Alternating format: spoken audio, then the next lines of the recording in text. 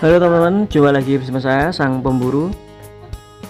Dalam video kali ini saya akan membagikan saran dan tips buat teman-teman tentang cara budidaya ikan cupang di lahan yang sempit.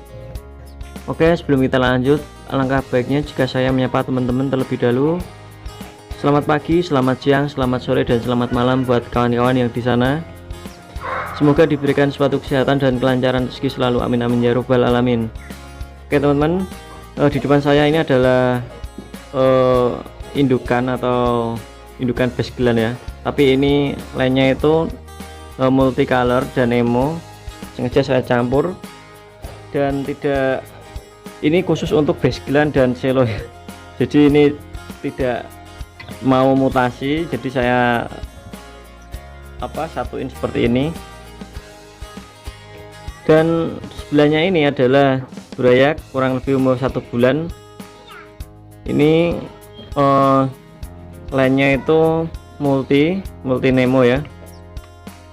Dan untuk pakan burayak itu awal saya budidaya ikan cupang ini, pakannya itu saya tidak beli teman-teman, jadi saya menyerok di gorong-gorong ya.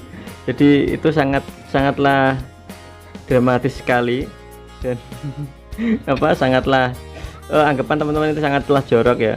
Tapi bagaimana lagi, karena buat pemula seharusnya kita kan modal seminim mungkin dan hasil semaksimal mungkin, itu ya, itu yang dinamakan pengusaha ya. Kalau ingin kita membuka usaha dengan pelan-pelan itu seperti itu. Jadi jikapun ada suatu kegagalan, kita tidak merasa rugi teman-teman. Dan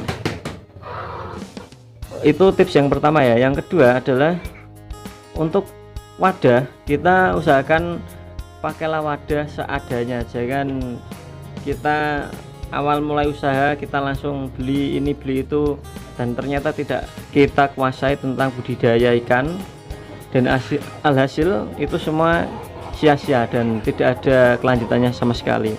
Itu pasti teman-teman akan mengalami suatu kegagalan dan kerugian yang lumayan lah ya. Saran saya pakai bahan seadanya di lingkungan kita yang ada. Mungkin jika bikin kolam itu model kolamnya berapa, dan bikin kerangkanya itu berapa, kita hitung semua jika kita memang mau buka usaha ya. Usaha itu kan kita mengharapkan hasil. Beda lagi kalau kita diimbangi dengan hobi. Kalau hobi itu kita mementingkan kesenangan tanpa harus memikirkan hasil ya. Bisa dipahami ya teman-teman. Dan ini adalah ikan yang sudah saya botolin dan sudah pada enak dipandang beberapa ya. Karena ini sangat keruh, nanti saya akan coba kocor. Buat teman-teman, ini tips yang ketiga. Untuk pembotolan ini, bagaimana Bang jika botol saya itu banyak sekali, dan bagaimana cara mengurasnya? Masa kita kuras satu persatu? Kalau kita menguras satu persatu itu nggak akan selesai teman-teman. Apalagi jika teman-teman mempunyai kurang lebih 500 botol atau 300 botol aja, itu udah capek banget ya. Kalau saya itu saya botolin seperti ini tanpa saya kuras satu persatu botolnya. Kalau memang ada lumutnya saya biarin ada lumutnya, nggak apa-apa. Dan saran saya itu cukup dikasih air kocoran, tapi yang bagian pinggirnya itu dilubangin pakai kurang lebih pakai paku lah ya, yang agak besar, yang paku 10 cm itu rempet sekali ya. Jaraknya itu jangan terlalu jauh untuk lubangnya. Setelah kita kasih kocoran, itu nanti akan kotoran yang ada di dasar itu akan terbuang semua ke atas. Dan jangan lupa untuk kita cek-cek ke bagian botol satu persatu, karena biasanya itu jika tekanan terlalu kuat itu tidak memungkinkan ikan akan loncat teman-teman, karena saya sering sekali seperti itu. Jadi kalau tekanannya itu sangat pas, itu nggak akan loncat dan aman-aman aja itu. Dan ini adalah ikan saya yang loncat kebetulan, sorry.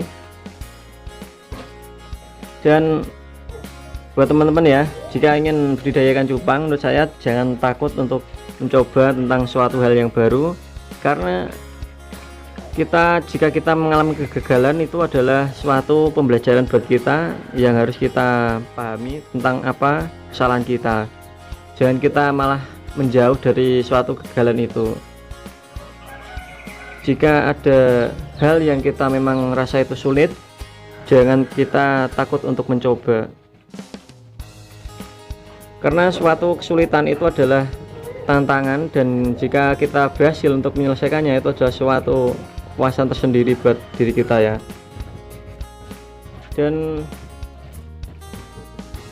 ini benar-benar pertama saya untuk belajar budidaya ikan cupang, dan alhamdulillahnya itu saya sudah mulai merasakan, walaupun saya menjualnya itu baru beberapa, tapi saya rasa itu sudah lebih dari cukup dari saya apa yang alami selama ini. Karena pertama saya mencoba itu sudah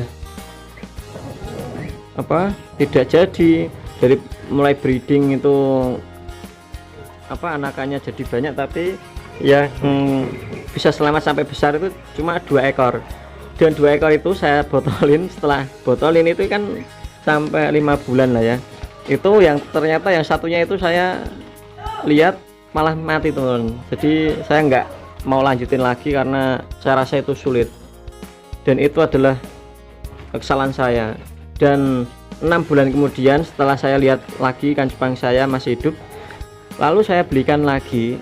Itu yang masih di saya itu kan yang betina, jadi saya belikan lagi yang jantan. Jadi yang jantan itu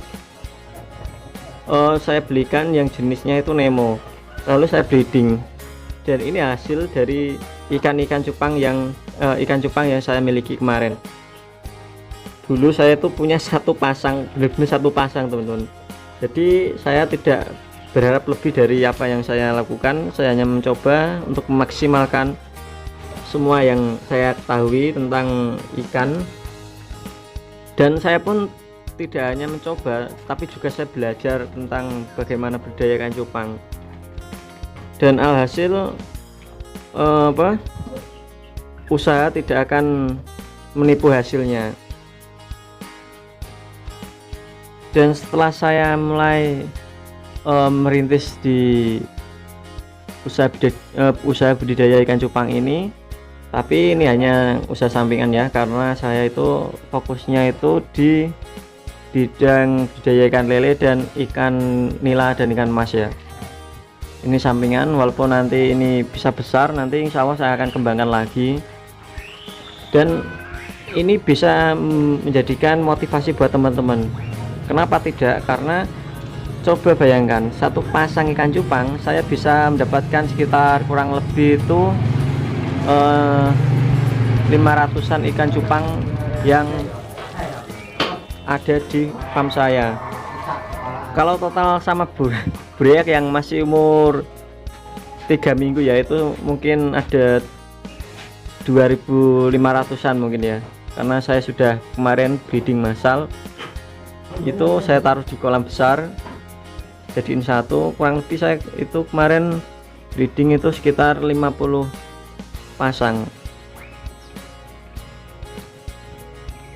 dan ini hasil dari yang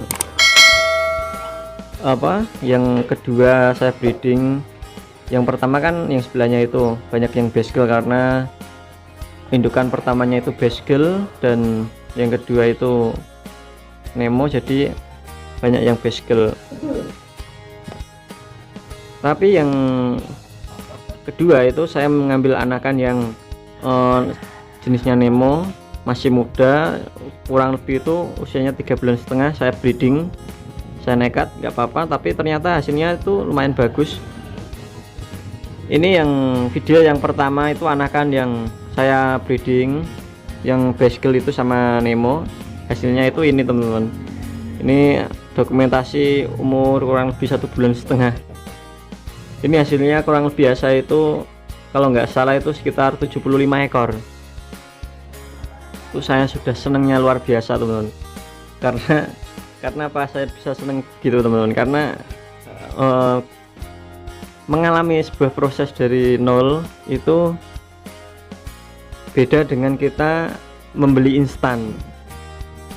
Maksudnya, jika teman-teman memang benar-benar sama-sama usaha jual ikan ya, jika teman-teman budidaya sendiri sama beli dari petani, itu hasilnya itu pasti memuaskan yang budidaya sendiri, mempunyai kesukaan atau keserkan tersendiri lah di dalam hati kita. Berarti hasil yang kita selama ini kita usahakan itu, usaha yang selama ini kita rintis itu disukai banyak orang. Oke, mungkin itu saja yang bisa saya bagikan buat teman-teman. Untuk tips dan video selanjutnya tentang yang budidaya ikan cupang nanti akan saya bagikan. Dan salam petani ikan Nusantara, salam satu jos, satu air.